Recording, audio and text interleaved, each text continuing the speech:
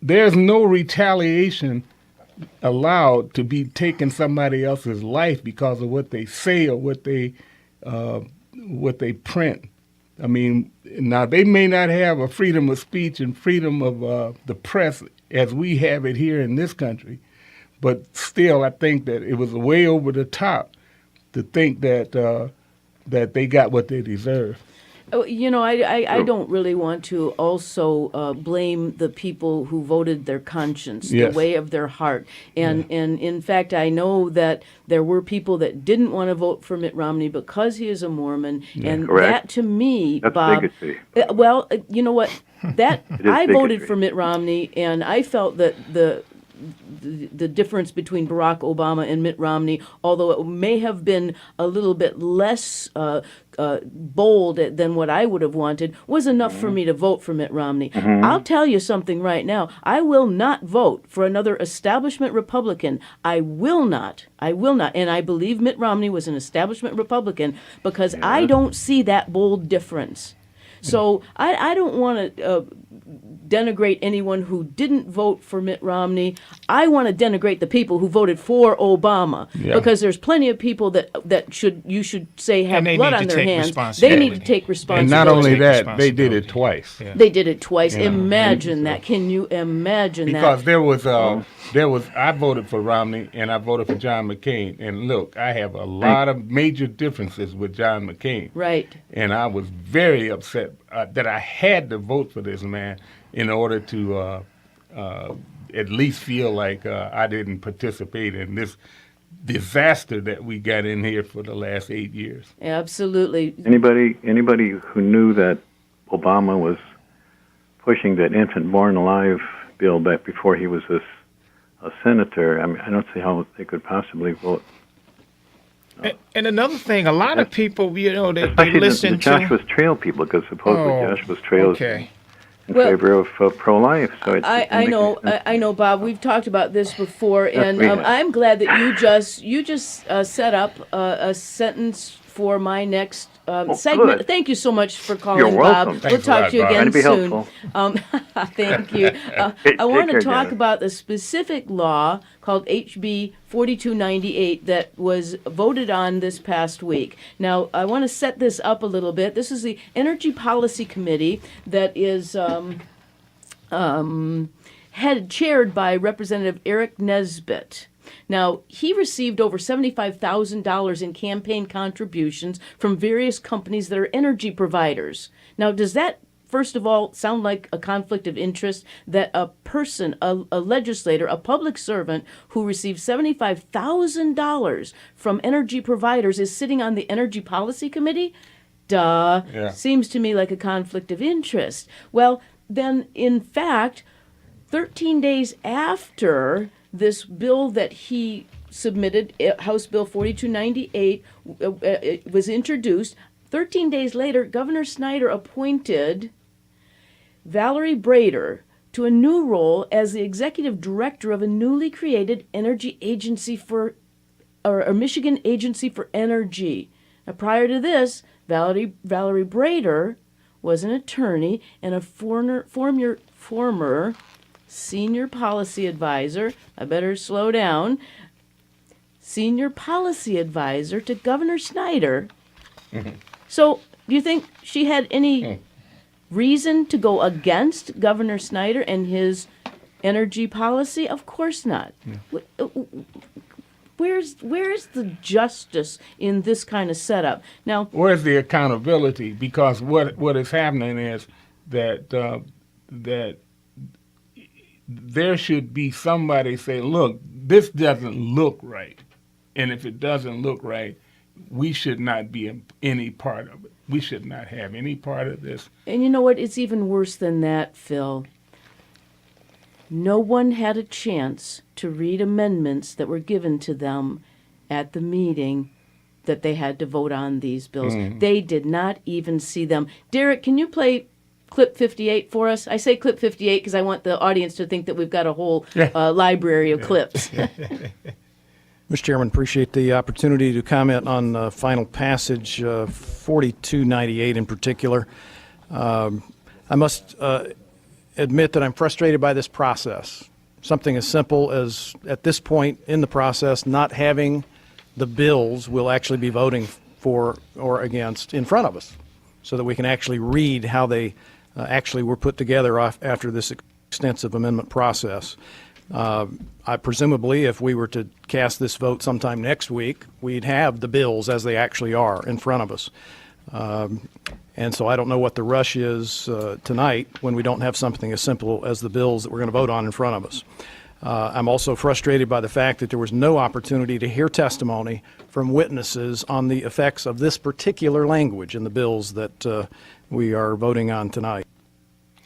Well, that's Sound what like Gary Glenn, too. That was Yeah. Representative Yes. Gary Glenn, and that is an indictment, and I call that legislative fraud. Yeah, and that's what I was talking about when I said that somebody should call attention to this, because what you got is a clear conflict of interest. Yep. And then they're pushing a bill that nobody has read, nobody has really any understanding of what is.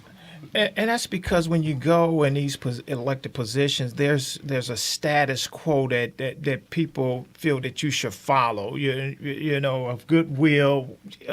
We know that the lawyers put it together based on what we think is appropriate, and so you should just vote on it. And Gary Glenn, which is a very honorable statesman, he pointed out that, folks, we need to hear some testimonies on this. We need to hear some opposition on this. And in addition, we need to read the bill. Yeah. Absolutely. And before we pass this on, because we as Representative Glenn pointed out to us on many occasions, is that this is not going to just affect the people of Michigan and other people around the country, but it's also going to affect him, because at some point he's going to be out of elected office. And so whatever these laws are directly affected on himself and his family and all of us. That's right. In fact, I sent an email to every one of the 25 members of the Energy Committee, Energy Policy Committee, and I said to them, do you really think that your constituents want you to vote for bills that you haven't even read? Yeah, I no. would suggest that it is a serious criminal violation of a legislator's oath of office to vote in favor of a bill. And I will tell you, 18 members voted yes. 7 members voted no. No one passed, so it was overwhelmingly approved.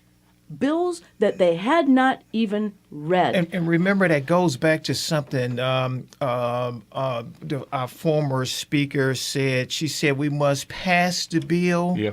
before we can read the bill, before Yeah. we know what's in it. It's Yeah. some good stuff in there. Yeah. And so they want us to assume that there's some good things in there, and we know, and we've seen, just like, that was Nancy Pelosi, Yeah. for those who couldn't remember. We know, and we can see right now that this bill, this health care law bill, folks, if you don't know it, you should know by now. I've seen this thing evolve, and this thing is getting more expensive. I mean, I can tell you myself, I paid 3 times of what the amount that I paid prior to this particular health care bill. And what they're saying is, trust me, and trust us. Just because we have the authority, trust us. But they're not giving us any reason to trust us, because there's too much bad policy that has been forced on us as in the past. That's absolutely And right. nobody's looking out for us as taxpayers. They think that the well is going to be there from now on. In fact, during the testimony, Valerie Brader said something to the effect of, this won't even take effect unless we see a potential of 1,000% increase in our energy costs. Now, 1,000% increase in our energy costs was what she bandied around a couple of different times during her testimony. So if she's saying that, where's that coming from? 1,000% increase, but we don't even have to worry about it because we don't expect this to happen. Yeah, trust me. Trust me. Yeah. We have Gary from Hazel Park on the line, and he wants to talk to us about the, I believe, the tragedy in France. Gary, good morning. Good morning, everyone. Earlier we were talking about who voted for who, but there's going to be very little consolation and understanding with our children and their sweet little faces when they're going to bed each night afraid because they don't know when some terrorist attack is going to strike this country. And we have to explain to them that we, the adults, failed them and our politicians failed us and betrayed us because they did not protect us. They did not close down our border 10 minutes after 9/11, and they've allowed infiltrators to come into this country, and they will wreak havoc upon us. And our politicians have done this to us. I absolutely agree with you, and that's why I think it's important for us to continue to educate each other on these issues. In fact, Dick Manasari and the 912 Project in southeastern Michigan has a really nice new website called refugeesettlementmonitormichigan.com. It's kind of a long name, refugeesettlementmonitormichigan.com, and it gives all of the updated news and views of what's going on with this resettlement, this refugee resettlement program that absolutely needs to come to a grinding halt. Terrorist resettlement program? Yeah, there you go. They could have shortened the name of that website by calling it a terrorist resettlement program. You're absolutely right, Gary. Thank you so much for calling. I always enjoy hearing from you. Please call again soon.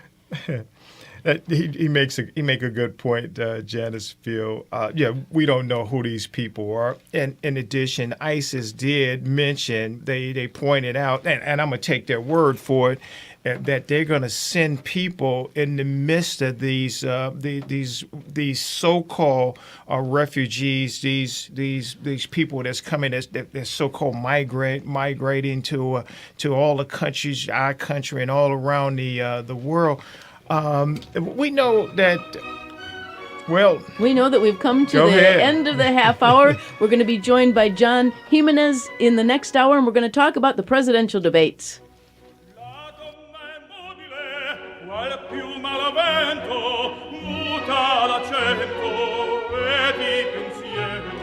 Sempre un amabile leggiadro viso in pianto in viso